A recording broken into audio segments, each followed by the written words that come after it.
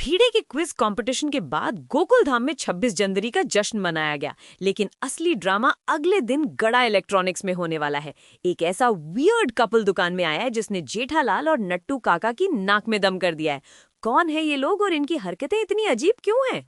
कहानी वहीं से शुरू होती है जहां हमारी सांसें अटकी थी।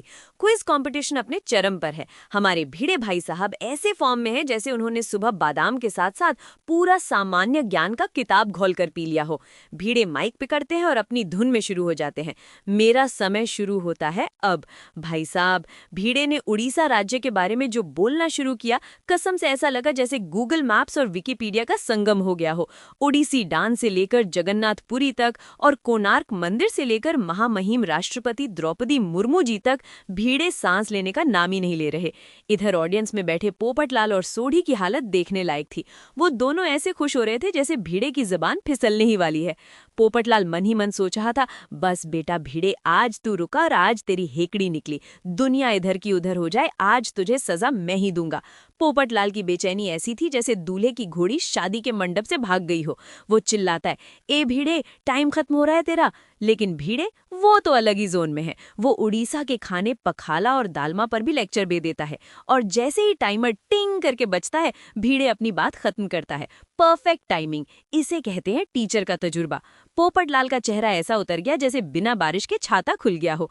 मेहता साहब ने जले पर नमक छिड़कते हुए कहा, पोपट भाई, तुम्हारा सपना तो क्रैश हो गया। भीड़े को सजा देने का प्लान फ्लॉप। सोढ़ी और हाथी भाई भी मजे लेने लगे। भीड़े ने अपनी कॉलर ऊंची की और सोचा कि चलो जंग जीत ली। लेकिन असली ट्विस्ट तो अब आता है। कहते हैं ना, शेर को सवा शेर मिलता ही है। टप्पू अपनी सीट से खड़ा होता है और एक ऐसा बम फोड़ता है जिससे भीड़े की हवा निकल जाती है।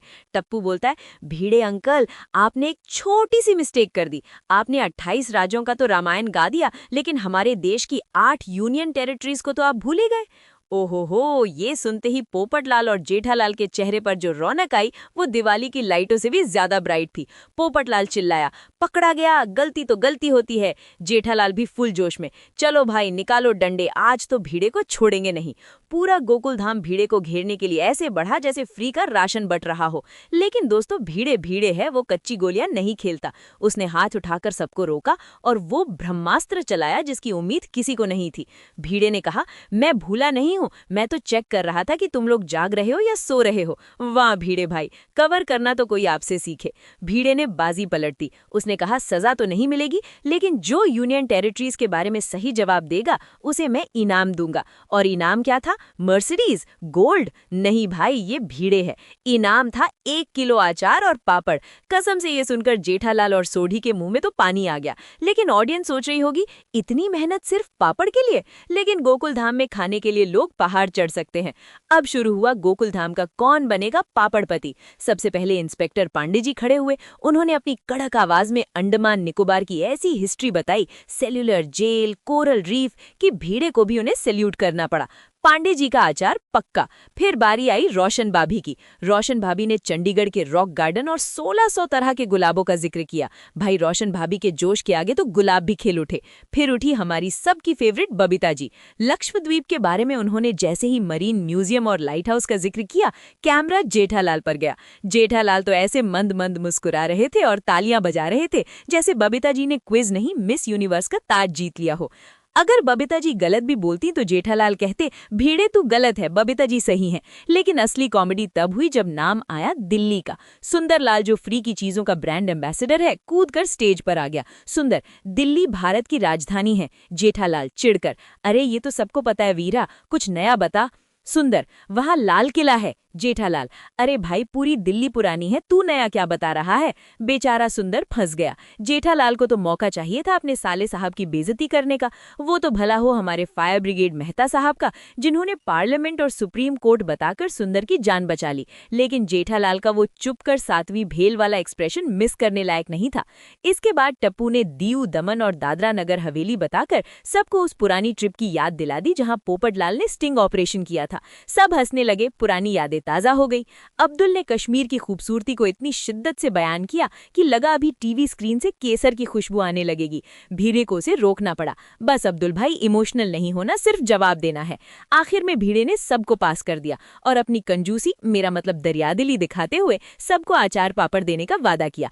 जेठालाल ने तो सुंदर का पार्सल कुरियर करने का बोलकर उसे चलता कर दिया। जेठिया रॉक, सुंदर शॉक। इसके बाद एक प्यारा सा देशभक्ति गीत हुआ। मिट्टी की खुशबू गाने पर सबने डांस किया। ये गोकुलधाम की खासियत है दोस्तों, चाहे कितना भी लड़ लें, जब देश की बात आती है तो ये सब एक मिनी हिंदुस्तान बन जाते हैं। वो सीन सच में दिल को छू लेने वाला था। सीन कट होता है और हम पहुंचते हैं भीड़े के घर। मास्टर साहब थके हुए हैं। माधवी भाभी एक आदर्श पत्नी की तरह हल्दी वाला दूध लाती है और भीड़े की तारीफों के पुल बांधती है। अहो, आपने चार जिम्मेदारियां निभाई। भीड़े फूल कर गुब्बारा हो जाता है।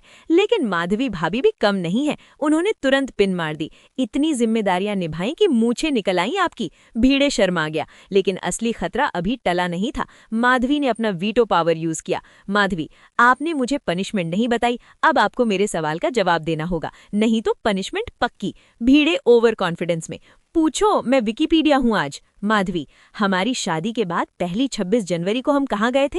भीड़े का चेहरा देखने लायक था। उसके दिमाग का प्रोसेसर हैंग हो गया। बफरिंग। वो हकलाने लगा। भाई, मर्दों को दुनिया का इतिहास याद रहता है, लेकिन एनिवर्सरी और डेट्स के मामले में उनकी मेमोरी गजनी हो जाती है। माधवी ने खुद ही बताया, गेटवे ऑफ इंडिया और चौपाटी की आइसक्रीम। भीड़े ने चैन की सांस ली। हाँ, मलाई पिस्ता।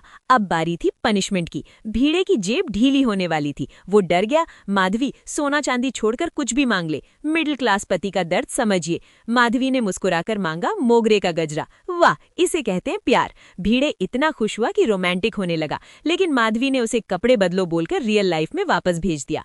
अगली सुबह होती है, लेकिन ये गोकुलधाम की टिपिकल सुबह नहीं है।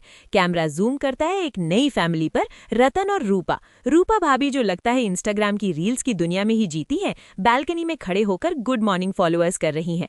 जय श्रीनाथ जी, देखिए हमारी सोसाइटी कितनी शांत है। नीचे भीड़े टहल रहा है। रूपा उसे भी अपने व्लॉग का कंटेंट बना लेती है। ये है हमारी सुविचार वाले अंकल। भीड़े को लगा उसकी तारीफ हो रही है, वो भी हाथ हिला देता है। उसे क्या पता वो सिर्फ एक कंटेंट है। अंदर घर में रतन भाई की हालत खराब है। बच्चे स्कूटर राइड मांग रहे हैं, बीवी वीडियो बना रही है और चाय में शक्कर नहीं है। रतन ने जैसे ही बिना शक्कर की चाय पी, थू, उसका मुंह बिगड़ गया। और रूपा भाभी, इन्होंने इसे भी रील बना दिया। देखिए बिना मिठास के कैसा मुंह बनता है। भाई, रतन की जगह कोई और होता तो शायद फोन ही चाय में डुबो देता, लेकिन रतन बेचारा कैमरे के लिए नकली हंसी हंसता है। ये है आज के सोशल मीडिया हस्बैंड का दर्द। रतन वहां से भागता है दुकान के लिए, बच्चे उसके पीछे और रूपा अपने व्लॉग में बिजी। लेकिन दोस्तों, ये सब तो बस ट्रेलर था। गोकुलधाम में सब मजे में है, लेकिन जेठालाल की कुंडली में शनिदेव फिर से वक्र चाल चलने वाले हैं।